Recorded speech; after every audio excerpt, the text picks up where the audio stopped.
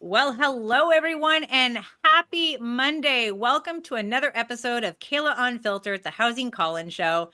Bill 60 has officially passed, and while Ontario is buzzing with confusion, protest, and opinions, tonight we're cutting straight through the noise. We are here to talk about what this bill really means, what changes actually matter, and why is so many people reacting without understanding the full story. Joining me tonight is Katherine, a respectful operation and communication problem solver, real estate community, and a small business, aka also taxpayer, and Jonathan, a landlord property manager who has been in the trenches of Ontario's rental system. But before we dive in, I want to say this. We need more landlord stories. Too many good landlords are suffering in silence. Too many people have the idea what really is happening behind closed doors. The losses, the delays, the loopholes, and the emotional toll. Kayla Unfiltered exists so that stories can be heard. So if you're watching, make sure you subscribe, hit that like button, and share the live stream. The more voices we bring together, the harder we are to ignore. All right, let's get into it. Bill 60 passed. Now what? And it's funny how I mentioned, let's get lots of voices because we will be heard. Come on, guys. You must have seen Bill 60, the vote that was being pushed through while Acorn, a tenant union organization, is in the gallery, so loud, throwing things. I was like, I've never seen anything like it before. Before I give, I got to give you guys the platform here. We have Jonathan and Katherine. They have been a brave soul because a lot of people were like, how come the landlords are not in the gallery? Hello? There would probably be assault charges and fist fight. You cannot bring them in the same room together, guys. We are definitely trying to be peaceful landlords, giving our 2 cents to our elected officials, the Minister of Housing, Doug Downey, the Attorney General, and of course, Mr. Doug Ford himself. What would you expect us to do if we were in that gallery today when Bill 60 was being passed? Who wants to take it? Yeah, no, it's that's crazy seeing those reactions, and that's not normal for anybody. Let's give it a little bit of here's a news outlet that did some reporting. I want to let people who, if you haven't seen it, let's show them what they're experiencing. Demonstrators inside the legislature They really didn't give me much. Actually hear voting happening at some points. The government says this is all about opening up housing supply, getting homes built faster, but opposition just worries that this will mean people are on the streets sooner. An eruption of anger inside the Ontario legislature, with screams raining down on politicians from the galleries above as they voted on Bill 60, legislation that includes controversial changes for renters. You're putting people on the streets! From his seat, the Premier yelled back for that demonstrator to get a job. It's totally unbecoming of the office of the Premier. The man on the receiving end agrees. Doug Ford hasn't had to go looking for a job in a while. He has no clue the difficulties that people are facing.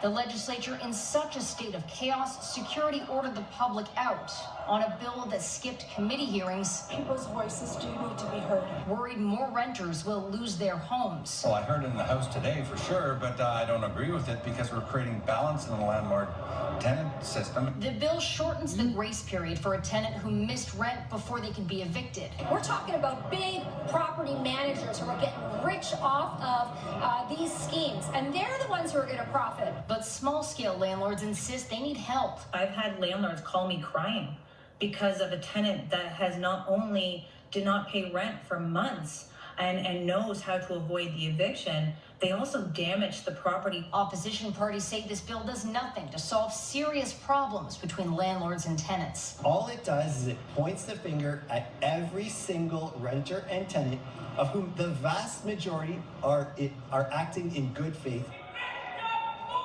Frustration and fear that exploded into the open. I understand why people are upset because they're desperate, because they can't afford to live in Doug Ford's Ontario. Bill 60 also does away with localized building requirements like in Toronto. So the rest is history, guys, there, but that is exactly what they got to experience. Now I have the raw footage of happened as well. Maybe if we have some time throughout the show, I'll actually show it because the high scream that came from the gallery what landlords are dealing with. This is landlords who deal with tenants like this inside of their property that overreact like this. Jonathan, before I cut you off, I had to show that video there. Yeah, Come no, on, like, it's no wonder why there weren't landlords there watching when you said it. Like, you're not safe there. Somebody's going to attack you. Like, there's so much hate now for small landlords. I've seen where people just say that, like, even the little grandma that rents out a spare bedroom is evil for taking somebody's paycheck or somebody's money. And it's just like, no, like, these are regular people that maybe they have an extra unit, maybe they have an extra house or something. We have some friends that just today told us that they bought a new house. They're going to be leaving the city, and because it's not a great time to sell their house right now, they're going to be renting it out. And they're going to be renting it. They said they just want to cover the mortgage and the property taxes. They don't want to make anything on it. They don't want to be greedy. And they've already gotten attacked on their pricing. Somebody said $2,300 for a full house. Like, that's criminal. You're stealing from people and all this. And it's like, so even when you're trying to be good and help people out and add supply, this is a house that wasn't previously rentable. Now there's an extra unit there, and they're already getting a small taste of it. They're not even landlords yet. Just the intent to be a landlord now, they're all of a sudden vilified. Like, that's what we're dealing with now. I think we're getting mixed up. We're getting mixed up between, like, the big landlords and the big greedies and the REITs. And, like, we are small landlords. We are small mom and pop. We are a single We're not millionaires. We're not millionaires. I was a tenant myself 15 years ago. We bought our first house in 2014. 7-8 years ago, we became landlords. We're small-time landlords. We're not millionaires. No. And they think that we can afford to, like, pay the bills, the mortgages, the taxes, the utilities, the maintenance to a property without receiving rent is ludicrous. Now, again, like, we go into, like, the fact that there's not a landlords that were in the gallery and we're intimidated. And some landlords, like, they want to come on and tell their story, but they're too intimidated because they have a case that's in front of the Landlord and Tenant Board. They know that legal aid that's representing these professional tenants are utilizing the platforms to screenshot anything that comes from a landlord who is just seeking advice on what they should do, how they should come against this broken system. And I'll give you a little, like, I've showed a little bit of last time since my last live, but this is happening every day to me, guys, where we have some tenant who is, I don't know, she's obviously upset with the fact that I support Bill 60. I wrote a letter to, obviously, Toronto Today voicing that I support it. But this is what I have. This is every day in the morning. I will get an unknown, no caller ID that's coming to my phone because they're upset. They're either playing my voicemail back to me. They're playing Premier Ford's voicemail into my voicemail. They're not saying anything, or they're like, and like, this is like the craziness. And it's 22 voicemails. So if anyone's leaving me a message right now, sorry guys, it's not getting, you got to do some texting to get to me. But this is the type of behavior that these tenants are portraying and trying to silence landlords like myself. There's, like, I got another shot here. I'll give it to you guys in a little bit, but this is where, the landlord associations are feeling intimidated as well to represent their members. And I think everyone has a right to represent whatever side they want to represent, because I don't think we're ever going to see the balance. Like, I know we have good landlords, good tenants supporting the good landlords. You see that in the comments. But there is these professional tenants out there that are just wanting to abuse a system because they want everything for free and they believe that housing is a human right. Katherine, you've been so quiet. This girl is online and she's on fire, guys. So don't let her fool you. No, I'll tell you, one of the things when I've been watching the videos, I've been staying up to date on everything that is going on, because I mean, the reality is you've got good landlords and you've got not so good landlords. You've got good tenants and you've got not so good tenants. And then you have the professional tenants that are abusing the system. And here's one of my questions that I always kind of wonder. I wonder how passionate these people would be if they were in the landlord's shoes, if it was swapped and they were actually the landlord. Yeah. It's right. Like, how would your perspective change? And they just come in with this entitled must have. And quite honestly, I'm just going to jump in because one of the things that I have said for years, I would love to get onto one of the committees for redoing these bills and bringing some common sense into the system. Because first and foremost, exactly what you said, Kayla, what gives these people the right to think that they are entitled to be able to live for free and to be able to spam the system and to be able to use it in all the loopholes? And what this bill has done is tightening that up. And quite honestly, I believe there's some common sense that needs to be brought to this, common sense that needs to be brought to the Landlord Tenant Board. And in my opinion, I believe that anybody who does not communicate and work out an arrangement with the landlord, because let's be real, life happens sometimes and there's left turns. There just is. And so I'm sure, in fact, I know a lot of landlords, I know a lot of tenants, when they've had life hit them and a left turn, they've had a conversation, they've worked out a deal. The landlords and the tenants can work together when life hits, but it's those people that are abusing the system. In my opinion, those that do should be, you've got 1 month to catch up on your last rent and make sure your next rent is paid in full. And once that is done, if you are not, and if you have not, and you have not communicated, that's it, man. Your unit is locked. All of your belongings are put into a dumpster and taken away, and man, you're out. You have to be a responsible tenant. You are an adult. You have been able to do this. You have a contract. Be responsible. You have accountability. Like when we look at different things that we have that the government provides our tenant, where they have rent banks, they have portable housing benefit that is offered, they have free legal aid that's offered to some people. But there has to be a line drawn in the sand to where someone can't pay or won't pay. Exactly. And, right. And I think our government finally gets that. Like a lot of people are like, we waited for Premier Ford to like do something about this, but like not just housing that is in crisis right now. A lot of things are in crisis, but it's nice to see that they're finally listening to us to say, we want you, we don't want you to build it, manage it, or maintain it. And when we mean by that, we mean taxpayers. We just want you to help with the subsidy to the people who need it. When you're hiring adjudicators at $110,000 a piece, that could be money that we could be putting to a rent bank to help these people. We're not these greedy landlords looking to captivate on like kicking people to the street. And this bill does not do that. Jonathan, take us into one section of this bill that A, you like, or B, also to where tenants and NDP are trying to make it look like tenants are losing their rights. So I would say that my favorite part of this bill actually is the fact that tenants would now have to actually pay 50% of their arrears and give notice in order to bring up an issue. I remember, so I just recently went through an eviction with a career tenant who I was her third landlord in a row that she had never paid. She owed about $40,000 to previous landlords. I was lucky. It only took me like 4 months to get her out, but that was still like close to $10,000 in the end. And I'm still dealing with the vacancy now and the cleanup and everything else. It's probably going to be vacant next month too. In the end, I'm losing probably closer to $15,000. And I just remember sitting through that day, and there's about 40 cases to be heard that day on the docket. And we're down to the last like half hour now. And there's still I'm counting down, there's like 20 still that haven't been heard. And we literally had somebody who, for a good 45 minutes to an hour, this tenant who owes $14,000 to her landlords and has not been paying. And she's tearing up and crying about how back in July she bought some ant traps. And it's like this, that has nothing to do with your rent. You owe $14,000 and you don't have any way to make a payment.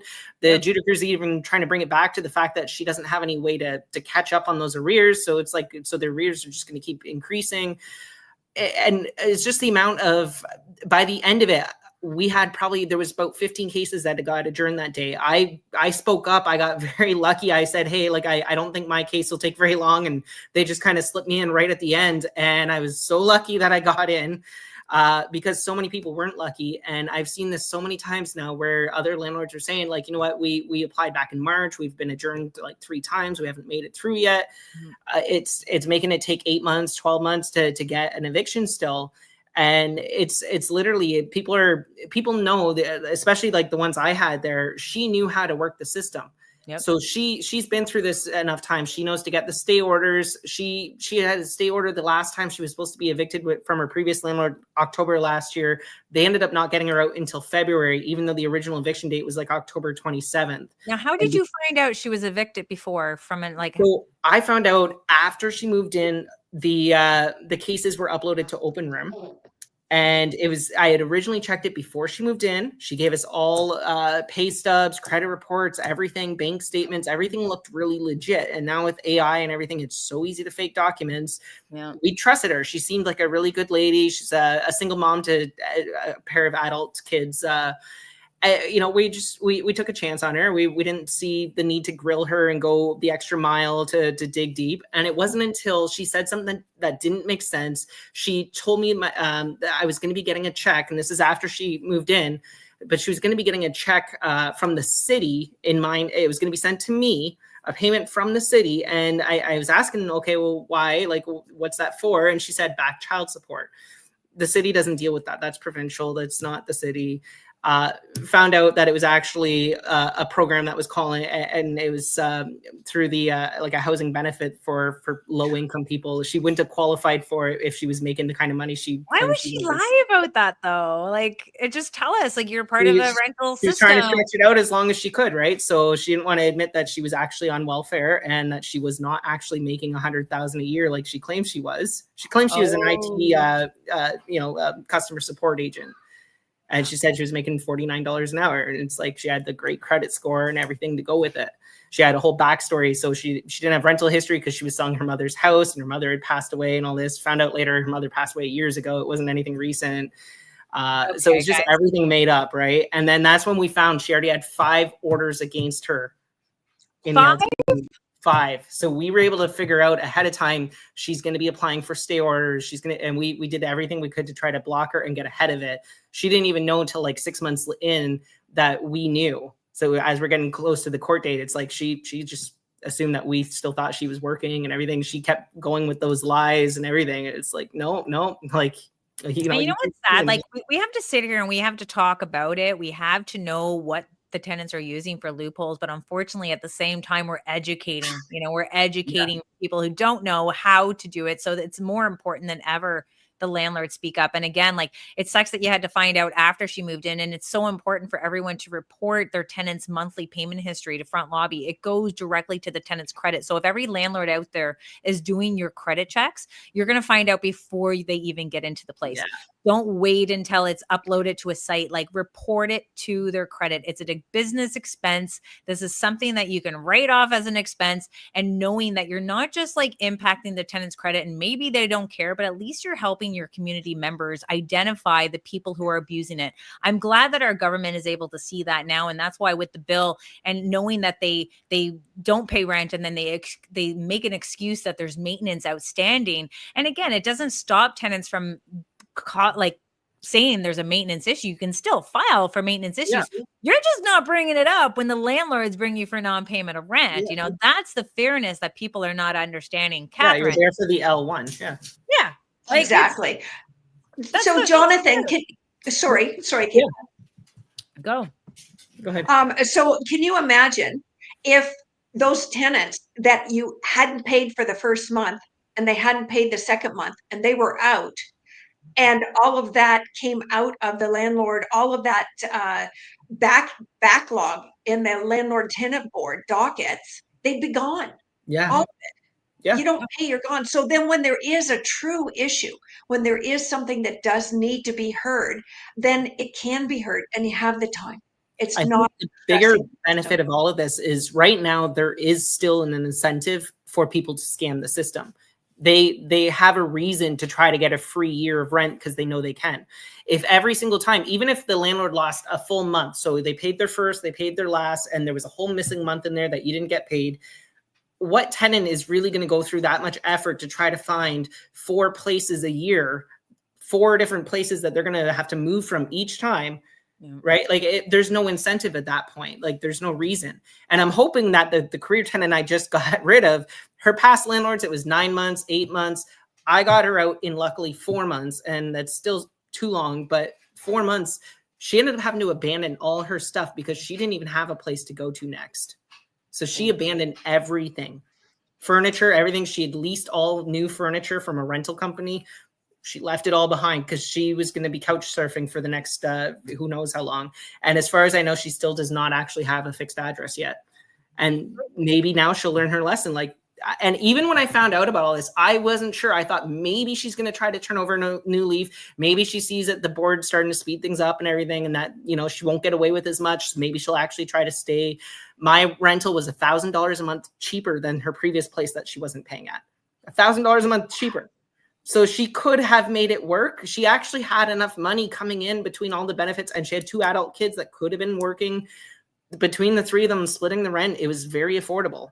I was actually just going to say that, like, we do have the problem with, you know, OW and ODSP not, you know, having enough for shelter, but you're saying that based on what she was receiving, that there was enough. She was receiving a COB benefit, so that was $1,800 or whatever they get for that, plus the OW, plus her kids. There was enough there that they could have made the rent work. Wow. And this is a proven point, guys, where we have people who are going through the loopholes. And I could say that I spoke with a lawyer at one of the landlord events, and he was talking about how landlords are filing bankruptcy. They're filing bankruptcy, and the Landlord and Tenant Board is dismissing the application, but they should be putting a stay on the eviction to give the landlords enough time to go to to go to bankruptcy court. Should be criminal court. Mm-hmm. But should be going there to lift the stay. So again, these are like, there's so much more that needs to be done. And like Bill 60 is just a drop in the bucket for landlords. It's a small win. Yeah. It's definitely a small win. We're seeing that in the right direction. And it's just like 7 days before is like, yes, like I just seen like with City News, they're like, you know, hey, you're going to be making people like have to pay their rent sooner. I'm like, rent is due on the 1st. Yeah. Like, what do you mean sooner? No, rent is due on the 1st. They have an entire month to pay their rent. And you signed a contract. You signed a contract. Again, like, this isn't like, most landlords are not going to evict a good tenant. So if they actually communicate to them and say, hey, like, you know, I missed some work. I'm going to be catching up. That's one thing. I get tenants all the time where they say, you know what, I get paid on Friday. Is it okay if I send it 4 days late? I'm never like, oh yeah, you know, I'm going to file an N8 eviction here to get you out for chronically being late all the time. Like, I don't even file anything with that. It's like, okay, yeah, you told me. Okay, great. It's the ones like this one here where she doesn't tell you, you know, that they ghost you and you know they're not going to pay. And then sure enough, they don't make a single payment. They don't even try to come up with a payment arrangement or anything. Yeah. Those are the ones we're talking about evicting. Like a good tenant, we're not wanting to get rid of them. I don't want to go with vacancies. I don't have to clean out the apartment, replace the floors again, paint it again, get it all ready for another tenant, and then spend 2 months trying to find that next tenant. I would rather keep the tenant I have as long as they're paying their rent and they're treating the place with respect and they're being respectful to other tenants and neighbors. Yep. Why do we want to get rid of good tenants? And that is, I think, where the outrage that I've been seeing, like on TikTok and everywhere, they're just skipping right to everyone's going to be homeless. Everyone's losing their place. Everyone's terrified about this bill. There's nothing in the bill about that. We got Bill 60 is instead of filing at the Landlord and Tenant Board we have to wait 14 days to file currently. Yeah. It's now 7. Yeah. The tenants still have the power to wait until the hearing, which is still taking some time. They still have to wait for the order to come to their email or to their portal. They still have to wait 11 days from the actual order to file for the sheriff. And they also have to wait for the sheriff, which is a backlog for many places. And in some regions in Peel, it's 11 weeks. I got lucky. I got mine in 3 weeks. And they had all the timelines posted there at the court office, and it was literally 11 weeks. And it's like, I can't even imagine, like you finally win, you finally get what you're supposed to get, and you have almost 3 more months to wait. And the other part of Bill 60 is that they're going to hire some more sheriffs. Now it's probably going to be a temporary basis. I know in my city in Hamilton here, we have 1 sheriff and that's a city of 800,000 people. And that's for all courts. All courts. the REITs, like they're doing foreclosures. It's not just landlord and tenant, it's one. So I do applaud the change of hiring more sheriffs. We talked about private bailiffs once upon a time. It was a thought for them, but they didn't fully do it. But hey, we can still push that idea, because I think it is important, because they're taxpayers with the sheriffs. Now we had the N12, so personal use application. So we have personal use application that is happening where we have to do between 60 to 119 days. There is compensation still, but if you give 4 months notice, there is no compensation. And this is where the tenants yell, guys, oh, the landlord's bad faith evictions. I don't think they remember Bill 97, where it literally said Tenant Protection Act. And that is where they fine landlords $100,000 for an individual and up to $500,000 for a corporation. So the rules and the consequences are there for the bad actor landlords. Bill 60 is now the bill to protect small landlords against the bad actor tenants. I'm sorry, it is what it is. Yeah, it's more than fair. Like, really, I mean, if you give 4 months notice, that's plenty. Like, they have time to look around. And that doesn't even mean that you can't communicate to your landlord and say, hey, I found a place, but it's going to be an extra 30 days or something. Like, there is still that option that, okay, you know what, you can negotiate outside of the courts and sign an N11 on that. It's like 4 months is plenty of time now. Like, there's not, you could tell somebody 2 years in advance. That's not going to make a difference at that rate. Like, how much more notice than 4 months do you really need? Now, so Catherine, jump in here anytime, because we're going to go through like Bill 60.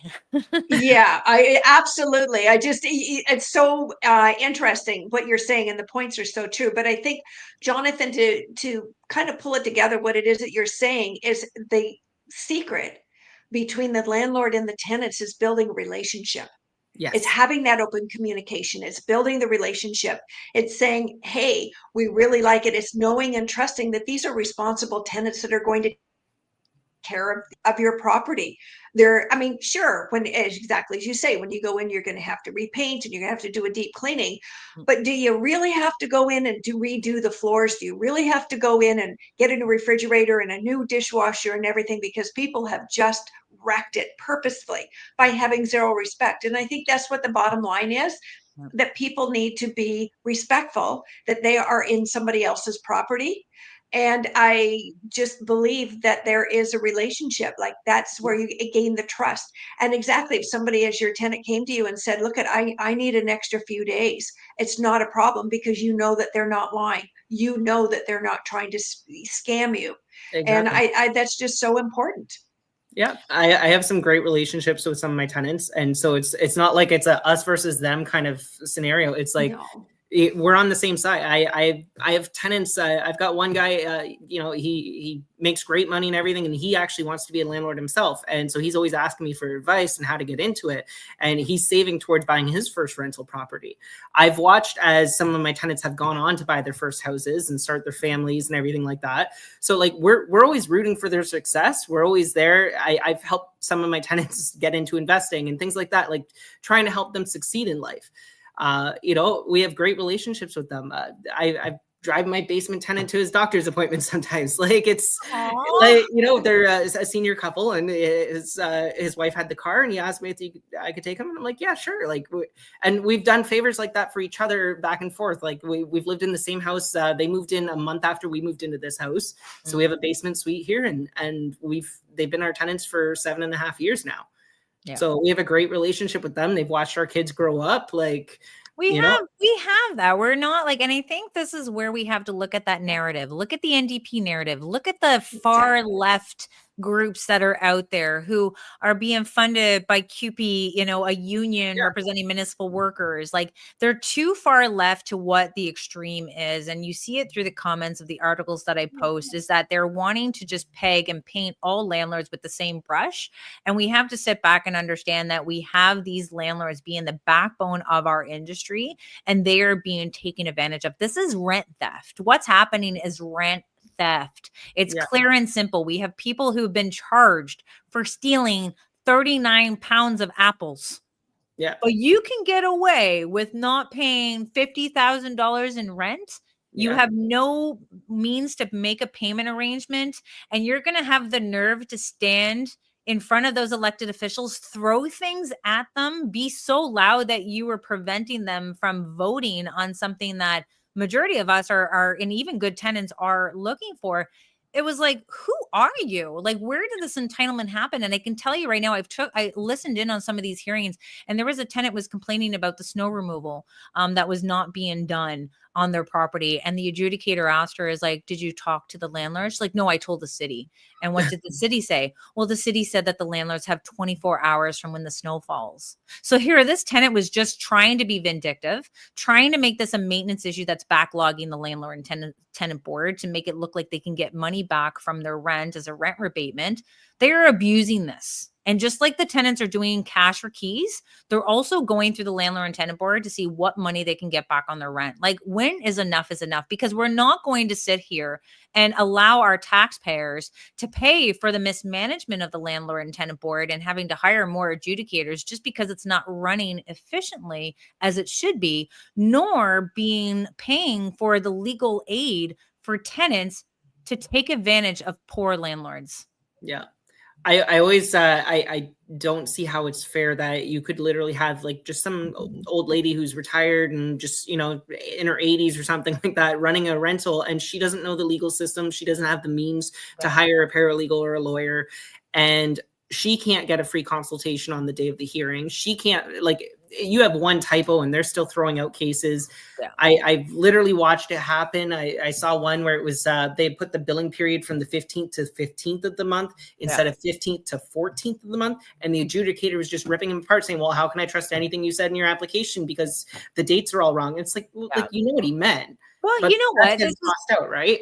Like, this is not part of Bill 60, but again, this is about what we need to keep pushing. Now, I know a lot of people, you could be tuning in right now. They want to know what's going on. Like, we're taking Bill 60. We're going on our little tangent about, like, we talked about the 7 days. We talked about the personal use application and not giving compensation. You know, we're just stay with us, you know, just rewatch it if you just tuned in. But there is that other part of Bill 60 with consistency late. And again, like, a landlord kind of pulls this one out of their hat kind of when they're obviously dealing with tenant that's not paying rent for a long time, but they're also pulling it when the tenants are being difficult. Like, let's be real. And when you are dealing with a tenant that is being difficult, like, yes, you're going to go and you're going to file your N8 application. You're going to bring it to the landlord and tenant board, and it's going to be up to the adjudicator what they feel is persistency late. Is it 5? Is it 6? Is it 8? Like, we don't really quite know. It's going to be the luck of your draw. It's like Russian roulette at the landlord and tenant board. Bill 60 puts that into perspective, right? Yeah. Puts it into what is going to be considered late payments. Because as of right now, we can go to the landlord and tenant board underneath the N8. You can say that the tenant's being late. They're probably going to put a section 78 as long as the landlord's requesting a section 78, which means that the tenant is going to be paying on time and in full from here on out. And then if not, then you're filing an N4 application. And that's what these tenant unions were talking about, with someone was being evicted for like 90 a penny or something. Yeah, something like that. Like, no, this was a section 78 that they were supposed to make their payment on the first of the month. They didn't. They made it 7 days later. And that's what technically should have warranted an eviction, because there's a contract. There's a contract in place. And I can't get away with that with my bank. So why are the tenants being a protected class of citizens when landlords are dealing with the broken system in themselves, right? Catherine, what do you got to say? Talk about... The Bill 60 in itself is like, it's little crumbs that we're getting, but it's a big crumb. It is. It's a big crumb to what we've had. It's a little one, but it's a big one.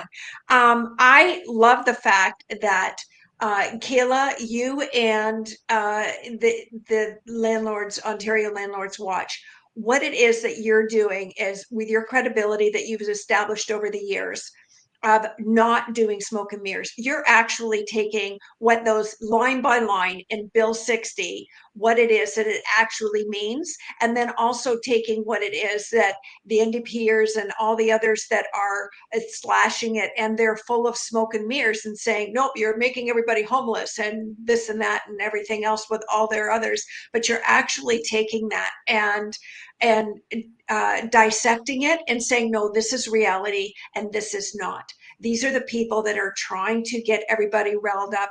When I saw the number of people that were part of that protest this past weekend, that were all in the streets and their signs, and then again today when everything was happening in Parliament, it was almost a palm to the forehead moment, because you wonder what happened to the common sense with these people. Just and you're doing a great job, and actually I'd love to hear just a little bit more, because I know that you have more for tonight to share with us on some of those divisive issues, and by divisive I mean the smoke and mirrors versus what reality is. Yes, and thank you for mentioning that. Like, I think we have to understand that this is a political theater. You know, it's political Yes. theater every time we look at even the conservatives, the liberals, the NDP. And unfortunately, the NDP, I feel, are misguiding our tenants out there on purpose so that it is an easy way for them to target the conservative government from doing what is right, doing what is fair, bringing the accountability back into the Landlord and Tenant Board, where the pendulum has swung so far throughout the year, especially with other levels of government, including a standard lease. You know, these are the things that we have to speak about, because we don't want these good tenants out there being played as pawns. And I think that's what the NDP is doing. And we have different tenant unions standing with the NDP, and now trying to say that more and more people are going to the food bank because of their rent. No, I think our food prices have went up. Why? Because I get in trouble for my grocery bill every single month. Like, the food prices have gone quite up there. That's not because of the rent. That is because food prices have gone up, but they want to twist the narrative to make it look like landlords are just greedy and the money that the tenants are paying are going right into their pocket. In reality, it's going to the property taxes, it's going to insurance, it's going to a maintenance. Does anybody know the cost of a roof that needs to be replaced? Do they know the water heater that needs to be replaced? Do they not know what flooring cost or drywall cost and the labor to install it? Like, this is the stuff that they don't understand because they're not in the trenches like we are. They're not into the business of providing housing. And many people are like, landlords, get a job. I'm like, do you want to see a video of me lifting buckets of water out of a hole out of my basement because the city water main had broken? Or my husband out there lifting sheets and sheets of drywall to bring a unit back to what it was? Like, we are working hard as housing providers of Ontario, and it's sad that we have political parties trying to make this look like it's a landlord and tenant situation, but instead they want to not take the accountability for their own actions and their mismanagement of this housing, and they're preventing our government from doing what is right. And that, knowing that our first vote got deferred because they were praising, the NDP were praising, good job guys, you deferred this vote. Well, you know what? I was proud of our conservatives today, standing up against the bulliness. And for the person who is calling me every single morning, there's a feature on your iPhone, guys. It says, do not allow these block callers. So, honey, I'm living rent free in your head. So I'm not going to stand back and watch our tenants, our good tenants, be literally deal with the consequences of professional tenants taking advantage of our system. And I need you guys loud and clear. I know sometimes we have a liberal or NDP or a green little party that you don't feel is listening to you. I still need you to communicate that with them. I want you to communicate it to our media. And I want to thank the media, especially CP24, for allowing me to come on today and be that voice for small landlords. And it sucks that I couldn't be there in the gallery to represent you. But I'm not in jail. So, you know, it's bad. And you're also not in the hospital. And I'm not in the hospital. They were throwing things. Like, this is what we have to deal with. This is what we have to deal with. And honestly, with Bill 60 coming out, the tenants still have their rights. They still have their day in court. They still have their stays. They still have their review. The one thing I want to make sure that we do see with that review process as it works itself through the Landlord and Tenant Board, because people are asking, like, when does this take effect? I'm like, I know you're excited about it, but it's going to take some time for the Landlord and Tenant Board to readjust their forms. Everyone's got to be like like fully aware of it. Anytime there's something posted, I'll make sure I inform you on the Ontario Landlords Watch channel, and of course my personal profile, because this is about us staying connected. And I know that people are like wondering, like, wow, like Acorn is so organized. I'm like, because they get funding. they have QP giving them $5,000. They see the city of Toronto giving them money to, and it's supposed to be for education, but instead they're using it for evil. Like this is not about, you need the private sector. We need that arm. It's going to take a lot of people at hand here to deal with not only the housing crisis, but the affordability. Like it's an affordability crisis that we are dealing with. And honestly, the worst is yet to come.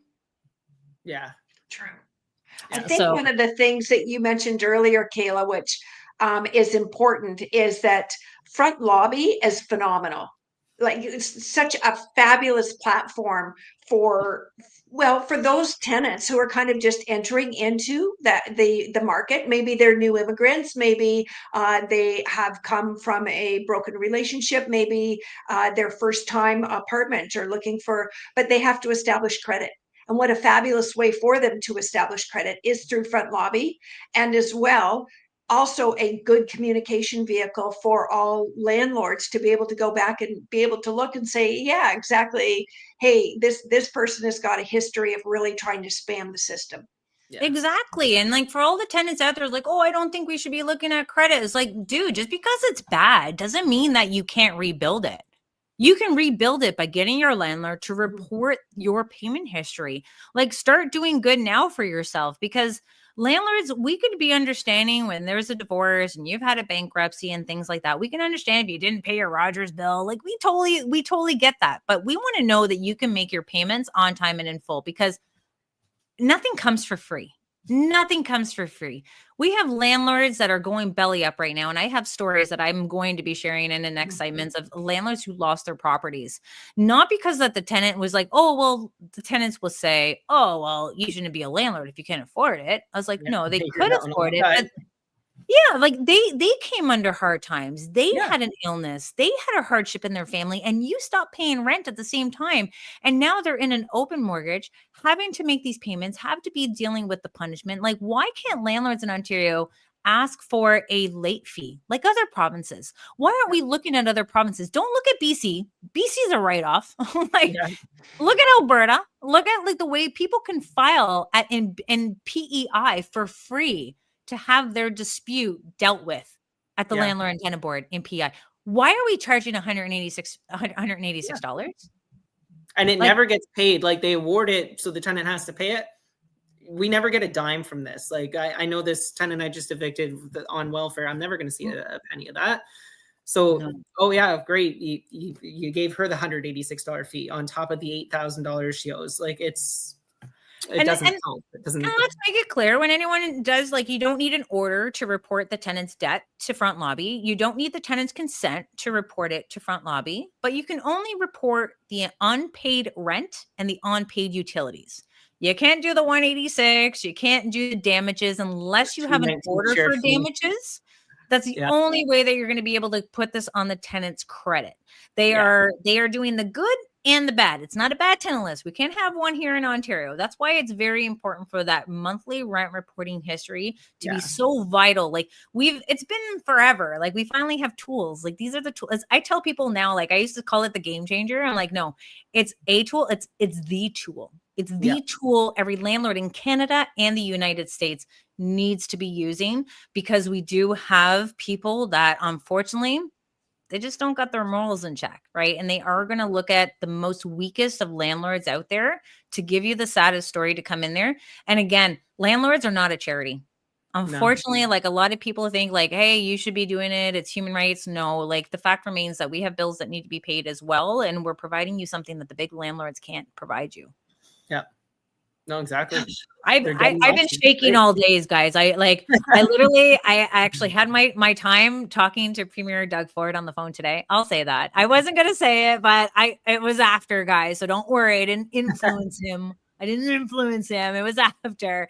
But just knowing what that man has to deal with and knowing that I'm like, hey, I got 44 phone calls in a half an hour. And he's like, imagine 1,000. I'm like, it's probably the same person calling me. And it was like, she was leaving a voicemail of his voicemail to me. And I'm like, so I'm like, don't think it's fully all the tenants that are out there out to get you, Mr. Ford. But at the same time, we do need to come together. We need a task force. We need to fix what is broken. We need to fix and put a lot more love and tender care into Bill 60 rolling itself into the Landlord and Tenant Board, and just know that there is a lot more loopholes to close, but you get to see what they felt like. I love to get any elected official out there. If you're listening to I want to know how you felt watching those tenants in that gallery. And what did you feel? Did you feel like you wanted to stand up and protect them? Because to me, that's what landlords are feeling like, to try to tell their story. They've been silenced. And I'm glad that I'm able to take this channel, this YouTube, and try to make it a voice for you guys to share your voices, because it's important for us to share it. Because every elected official I speak with, they're like, do you have a story? Yeah, I got stories. I got 15 years of stories. And that's like, we are the minority in this, right? Like, we are outnumbered by the tenants. They do make up the bigger portion of the voters out there. So that is where, in a lot of ways, this is political suicide to even tackle this kind of an issue. And that's where, now everyone's calling for Doug Ford to resign, and everything else is just like, you hear this and it's like, well, like, he's actually finally doing something that needed to be done for a long time. And at the end of the day, like, for the number of landlords that have been leaving the system now, like leaving the province, investing elsewhere, closing their rentals, if our basement tenants ever leave, we're considering, like, we probably won't rent it out again, because we don't want to take a chance of somebody moving into our house that we know we can't get rid of, who could be terrorizing us, essentially. Like, and it's at that point we're driving away investors, right? And that just creates a shortage of housing. You're right. Who's doing that? Like, we need people buying housing. We have all these condos in Toronto just sitting empty. Nobody's buying them. And that would have been landlords buying these. And that would have encouraged more buildings to get built, which helps keep housing costs down. But nobody's buying them. They're sitting vacant. Nobody, and if nobody's going to buy them, there's always people out there that, even if housing dropped half, like, 50% of the value overnight, there are people that still would never be able to get a mortgage. So they need to have those options out there, and having more options benefits all renters. That's exactly what I've been saying. I'm like, you think all tenants are going to be homeowners? I'm like, they got to have the credit. They got to have the down payment. They got to have the good job. Like, you can't just get a bank loan. I'd say it's 5% of them, maybe, 5% are looking to buy in the next year. And if house prices came down 50,000, okay, now they can get their foot in the door. But for the majority of renters out there, they don't have a down payment. They don't have the great credit score. They don't have the income. Like, we've gone through that buying our first house. We had to show pay stubs. We had to show they asked for every document. And it took years for us to just get approved for a mortgage. It was like 3 years of trying to build up credit, trying to get, okay, I got to stay at this job, even though I really want to quit, but they need to see my stability for the last couple of years. So many tenants just assume like they'd magically be homeowners overnight if landlords were all just out of the game and forced to sell, and house prices are going to plummet down. Like, I do a lot of like building and construction. It's how cheap do they really think houses are going to be when materials cost this much, a plumber costs this much, your roofer costs this much, your HVAC systems. It's always going to cost hundreds and hundreds of thousands of dollars to build. Nobody is going to build a house and sell it for less than what it costs them, and they need to get their profit to the builder. They're not doing it for free. If there's no qualified buyers out there, right, nobody's buying it, they're not going to build it. You nailed it. Like, we got nonprofit housing providers coming up with $486,000 as that's what it's being cost to like get these units like built. Like, we're not asking taxpayers to build, manage, and maintain it. We're just asking you to subsidize the people going in there, right? Like, you're competing. And I remember having my meeting with Christine Hogarth, who was the parliamentary assistant to the Minister of Housing at the time. She said, profit should not be a bad word, and the government shouldn't be in competition with the landlords. And that is true. Like, we're here putting our sweat and equity. We're the ones building it. Like, we're managing it, we're maintaining it, we're providing jobs to hiring these contractors. Like, anyone knows, like, if you're doing a contracting job for the government, the price actually triples anytime you're doing a government job. But like for us, we're dealing with something that's more affordable. And I know that we see a lot of our tenants out there who think that you're getting landlords out of the way. That's 10 to 30 years, 10 to 30 year wait to get into government housing. Like who else is going to be building it if the nonprofits are struggling, the government is struggling, and the nonprofits are like, why be in this province when I can just skip off to Alberta, go to Mexico? People are taking their chances in Mexico. Yeah. Catherine, what are you hearing? I'm hearing Costa Rica. I'm hearing Costa Rica, and I'm hearing Belize. Yeah. A lot of them. Seriously, because the landlords say, I don't want to play. I don't want to play anymore. This isn't why I came in. And the other thing that our public servants, those that are salaries are being paid by the taxpayer, they have such a wide range of benefits afforded to them. Whether they're like, it doesn't matter which area of the public sector that you're in, they have benefits for health. They have their unions that are giving them. I know what I pay for my cell service, for example, and literally I happened to be overhearing a conversation, and then of course I did. I inserted myself into it, asking questions of curiosity and asking, did I hear that right? They're paying through their unions. They're getting benefit as part of their benefits, the same program that I'm paying well over $100 a month for all of the benefits and all of the features that I need for my business and my personal life. They're literally getting the exact same thing from the exact same provider for 75% less than what I'm paying. So for us to be able to put things into, comparative of apples to apples and oranges to oranges, it's really hard to do that. And I did hear one thing today where somebody said, and I'm sorry, I don't remember because there was a lot of information coming in from a lot of people today, but they did have a point to where those that are making the rules, those that are in government, how are they able to understand what it is that the small landlords are going through, even what the corporate landlords are going through? And how are they able to understand some of the situations from the tenants? And I'm talking about the good tenants, those that are the responsible and are ideal tenants that we just love to have, but not those that are abusing the system and are purposefully abusing the system. And those same people that are abusing the systems are very frequently ones that are already receiving government subsidies. Those are already the ones that are able to work the system. And so there's far greater opportunity for communication. And I think one of the things that our elected officials really need to be able to do is to sit down and to be able to say, whoa, wait a minute.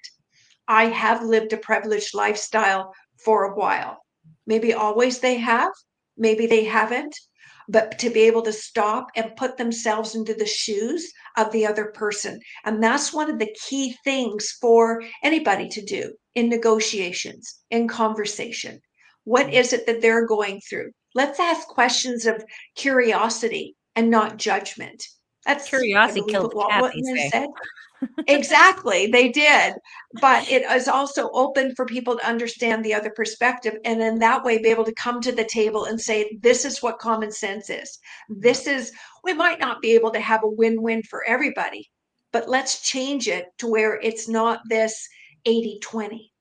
Let's bring it more closer to the center, to maybe 50-50, but have a true understanding what everybody's coming through and not having their own personal political agendas, what are at the forefront, but actually the people and those us taxpayers that have elected them. You know what? That's well said. I think that everyone can learn something from this video tonight, because this is about unleashing what some people won't say. And I want to thank both of you for coming on and being able to share your experience, because I think a lot of people are they lost hope. And I think Bill 60 brought that hope back. But I do want our government to step up. I need them to identify what municipalities are doing between making landlords responsible for tenants' delinquent utility bills, introducing landlord licensing. Hamilton, guys, they are having a meeting that's happening on December 2nd at the City Hall in Hamilton. This is the belly of the beast, guys, for Acorn. So if you are free and come with armor, You put on your armor. You bring your armor. We have our vacancy tax. We have the landlord licensing in a few of our districts already, and there's talk about rolling that out everywhere. They just love to make it harder and harder to be a good landlord here, and it's not helping our housing problem. No, we have a homeless problem here in Hamilton. It's putting cost onto the homeowner who's going to pass that cost on to the end user, deep down. And that's why we fight so hard against this. You make it look like, oh, you are going to get more service or we're going to get more protection, but instead you're going to get higher rents or you're going to see less supply. That's what tenants are going to get because government wants to look like they are doing the best thing for everyone, and they want to do smoke and mirrors. There's an election. There's a municipal election coming up in 2026. They are going to captivate on the war that's happening between landlords and tenants, and they're going to try to make it look like they're doing something to address these landlords' concerns. Deep down, if you look at the safetiness, landlords, if you have a property, obviously landlord licensing is for the safetiness, but we have tenants that can file at the Landlord and Tenant Board. We also have city property standards. So if tenants are complaining, they can go through property standards. They will come out and investigate. They will give an order to the landlord. They have a certain time frame in order to correct. I've been talking all day, guys. Correct their behavior. If not, they're going to come in and they're going to complete the work and bill it back to the landlord. Like, the system is there to protect these tenants against bad actor landlords. But to say that landlord licensing is going to be something like, I'm hearing that it was $2 million, Jonathan, to run this program as a pilot, and they are short $1.7 million. And if they try to go ahead and stretch this out to all of the city, does taxpayers know about this? Do they know it's not working? And do they know that this is just political theater that these counselors are trying to take advantage of to get themselves voted back in for the next election? Yeah. No, simple as that. Anyone who's screaming rent eviction bylaw, anyone who's doing landlord licensing, watch these counselors and vote them out for the next one. That's just my opinion. Take it or leave it. I'm just saying, I've been in this industry for 15 years advocating for the good landlords, the good tenants, and the taxpayers. And I'm thankful for Katherine to be on this show tonight as a taxpayer, because you're paying for this mismanagement of the Landlord and Tenant Board.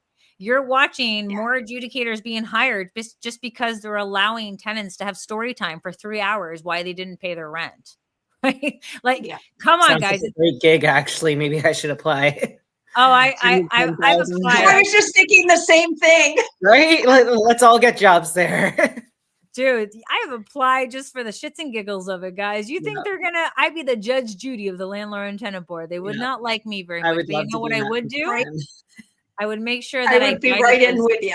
But I would guide those tenants to where they can get assistance if they truly need it, because the system is out there. The tenants do have the resources. They do have the tools that they need to be able to combat any bad landlord that's out there. They have the support.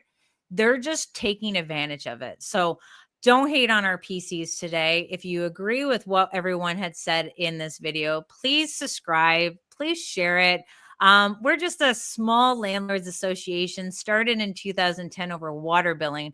And I'm proud to say we're making some headway in Cambridge with that, because they know that tenants are being evicted just for not paying their water bill. And I'm trying to change that as well, right? I'm trying to change the way that municipalities are doing something just to protect the revenue of the city. But at the same time, you're causing tenants to become homeless just because they couldn't pay their water bill. I fight for the good tenants that are out there, and I fight for the good landlords. So don't come at me thinking that I just want everyone homeless. I'm looking at the policies that are broken, and I'm looking at ways to fix it so that we can continue to provide the necessary service to our community. Katherine, Jonathan, give me your take. Give me your voice to landlords. Give me like your thoughts to our elected officials. Give me something one at a time before we wrap up. Yeah, I think it's a great first step. There's a lot of things that I think need working on, and we really need to see some of those changes. If we have a minute, just one of the things I always thought was, eventually if I want to retire one day, I'd like to be able to sell off my property. And I've seen like my realtor have a property where they have a bad tenant they can't get rid of, and this tenant just making it so they can't do showings. You end up literally he's asking everybody he knows, like, they're willing to take 100,000 below asking because they just need to get rid of it, and the tenant comes with it. There needs to be something there for people that are ready to retire. I know a lot of older landlords now that are in their 60s and 70s, and they're getting too old for this now. They want an exit. There needs to be something in there where they can take back the property, even if it was just like once throughout the entire time they own the property, and they have to sell it within 6 months. There could be all kinds of protections there for the tenant. If they don't sell it and they rent it to someone else, there's still all these fines that they can get fined for. But there needs to be something in there so that they can get rid of the property, and they have the ability to go in there, clean it up, paint it, stage it, and sell it. Their exit, right? Retire. Let us retire from being a landlord. Exactly. And that is helping. That's exactly what these tenants are asking for. Sell your property, sell your property. Okay, great. Maybe a first-time homeowner can now buy that property. They're not going to buy it if there's a tenant that comes with it, and it's now on them to evict their tenant. And I've seen it on that side too. I've seen people say, yeah, we just bought our first house and it took us 8 months to get the tenant out so we could finally move in. And we had to move in with our parents because we were essentially homeless because they didn't leave when they were supposed to. It's not right. No, that's not right. Guys, like, just you're renting. I understand this is your home and you made it your home, but it's not your forever home. That's why home ownership, you should be accounting the fact that we need more rules in place to help you become a home, but it's not your forever home. And this is someone else's hard work and dedication who bought this home. And if they want to retire, you should let her retire. But at the same time, we know that our real estate brokers out there are knowing that their clients don't want to see anything that's tenanted because they know how difficult it is for them to move into it. So, Jonathan, thank you so much for sharing your wisdom and your thoughts. And I'm sure we're going to have you back on again, sharing your thoughts of what needs to be changed, because this is only a tip of the iceberg of what needs to change, because we know there's so much that's been outdated. And, we know we need to protect our housing providers just as we need to protect our good tenants. Katherine, come on, give us some wisdom, girl. Great. It's the great first step, and it's a long time coming. I'm glad to be able to see it, and I'm just really hoping that right. And I'm really hoping that it does not take a long time for this to come into effect. The forms being changed, the systems and the processes being changed, and then to be able to very quickly be able to see some changes to the positive as to why this is starting to work. It is starting to be a win-win for everybody all the way along. And I hope it also puts into perspective that those that are actually trying to do the smoke and mirrors, and let's get the truth out there and the common sense. That's what it's all about. Exactly. And I want to thank all of our sponsors. I have five sponsor guys. We are a small landlords. We're not being funded by CUPE. If I did, I would have a newsletter for you guys to all subscribe to. But I don't. So please just make sure you subscribe to our YouTube channel, a way for us to communicate with you back and forth with ease, not like Facebook. I have to go over there now and put it from private to public. But I want to thank everyone for their comments today and their support and the messages and the text messages and the phone calls. My phone's been ringing off the hook. Not only the professional tenants, but from our supporters, and thanking me for doing what I'm doing. It's been 15 years coming, just trying to bring your voice to our elected officials. I've been a landlord for 24 years. I've had one tenant that went bad. I do it for you. And I want to make sure everyone understands that you have a community now that is here to support you. And we're not only looking out to support our landlords, but to support our good tenants. Shout out to our good tenants. And guys, if you are a landlord with good tenants, offer them to report their rent payments. Don't be selfish. It's $239 for the year. You can report up to 20 leases help these tenants, help these good tenants who pay, even the ones who paid through COVID and, and didn't even flinch at the fact that they had to sacrifice other things. Help them build their credit so that they can use it for other things in their life, not just finding other accommodations or a home, but to have good credit now, it means everything to them. So log on to frontlobby.com. Make sure that you register as a premium member. You can do a free basic member if you want to test it out, but it's going to be money well spent. And I think that's what we have to identify ourselves, that we need to be more organized and more collaborating together. And I think doing that through Front Lobby is going to be key for us. So I want to thank everyone for their support. Bill 60 is just a step. Celebrate it, waiting for the royal ascent to happen. And then, hey, maybe we do a little conference, a little party again. I know we did 5 years of it and it was fun, giving out giveaways and prizes. But please, I want you to do me a favor right now. I'm going to post a video on Ontario Landlords Watch with what I was able to captivate today with Bill 60. And we're going to see all of those elected officials who bravely stood up to support Bill 60. Go over and like their social media pages, send them a message thanking them for supporting Bill 60, because I see what it's like to be bullied by tenant unions. And I know that they're being bullied just as the same. So please send some love to your elected officials as well. And we're trying to do this right up until Christmas. I'm going to see if I can do another live with you guys, because I do have my Christmas baking that needs to happen. I don't think my family or my friends are even going to look at me twice if I don't give them some baking goods. But we're going to keep doing what we're doing. And if you want to be a part of this and be on this show, I am going to post the link right now into the StreamYard, because I am literally the host and the person behind the scenes for you guys. So I'm putting that in there. So if you want to request to be on the show, please come and tell your story, because these elected officials and media needs to know. Bye, guys. Thank you so much. And I can't wait to do this.